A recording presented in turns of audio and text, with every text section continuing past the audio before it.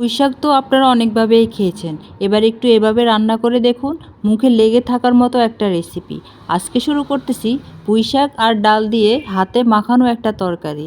আশা করি পুরো ভিডিওটা আপনারা আমার সাথেই থাকবেন। প্রথমে পুঁই শাকগুলোকে ছোট ছোট করে কেটে ধুয়ে পরিষ্কার করে নিয়েছি। তারপরে একটা পাতিলের মধ্যে পুঁই শাকগুলো দিয়ে দিচ্ছি। আর আপনাদের কাছে যদি ভিডিও ভালো লাগে সবাই অবশ্যই শেয়ার করে দিবেন। এখানে দিয়ে দিচ্ছি হাফ কাপ মসুরের ডাল, আর ডালটা আমি আগে ধুয়ে পরিষ্কার করে রেখেছি। এখন দিয়ে দিচ্ছি এখানে আলু কুচি, আপনারা আলু আপনাদের সাইজ মতো করে কেটে নেবেন। তারপরে এখন দিয়ে দিচ্ছি এখানে পেঁয়াজ কুচি আর হচ্ছে কয়েকটা কাঁচা লঙ্কা। তারপরে এখন দিয়ে দিব এখানে সামান্য পরিমাণ লবণ। নতুন নতুন রেসিপি পেতে হলে আপনারা সবসময় আমার ভিডিওর সাথেই থাকবেন। আর এখন দিয়ে দিচ্ছি এখানে হাফ চামচের মতো হলুদ গুঁড়ো। এখন দিয়ে দিব এখানে 1 চা চামচ মরিচ গুঁড়া, ঝালটা আপনারা আপনাদের পছন্দ মতো দিবেন।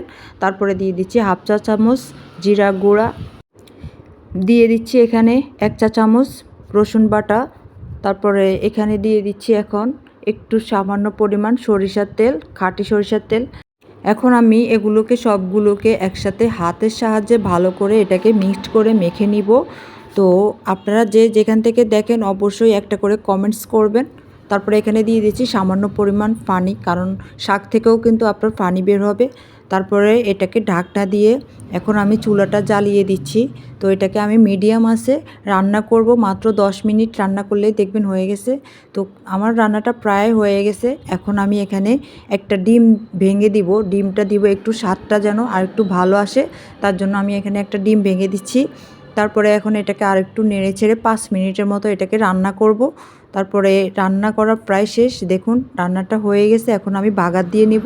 তো বাগারের জন্য এখানে আমি সামান্য পরিমাণ সরিষার তেল দিয়ে দিচ্ছি। আর এখন দিয়ে দিচ্ছি শুকনো লঙ্কা 3টা থেকে 4টা।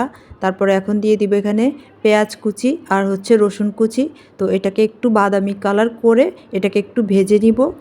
আর আপনারা যে যেখান থেকেই দেখুন না কেন আমার ভিডিওতে অবশ্যই আপনারা কমেন্ট করবেন। আর এই রেসিপিটা ফলো করে একবার হলো বাসায় ট্রাই করবেন। তো আমি বাগারটা আমার হয়ে গেছে, এখন আমি বাগারটা দিয়ে দিচ্ছি। দিয়ে এখন এটাকে পরিবেশন করব। আপনারা অবশ্যই গরম গরম ভাতের সাথে এই রেসিপিটা অবশ্যই খাবেন, তাহলে দেখবেন অনেক মজা আর অনেক টেস্ট, মুখে লেগে থাকার মতো একটা রেসিপি। আসলে মাঝে মাঝে ভিন্ন ধরনের খাবার খেতে আসলে ভালোই লাগে। সব সময় আসলে এক রকম খাবার মুখে ভালো লাগে না, মুখের টেস্টটাই নষ্ট হয়ে যায়। এসব ধরনের রেসিপি মাঝে মধ্যে খেলে মুখের রুচিটা চলে আসে। সব সময় তো মাছ মাংস এসব আসলে ভালো লাগে না, মাঝে মধ্যে একটু শাক সবজি এগুলো আমাদের শরীরের জন্যই অনেক ভালো। তো আপনি একটু ভিন্ন স্টাইল করে মাঝে মাঝে রান্না করবেন, তাহলে দেখবেন অনেক ভালো লাগবে। আজকের মতো ভিডিওটা এই পর্যন্তই। সবাই ভালো থাকবেন। আল্লাহ হাফেজ।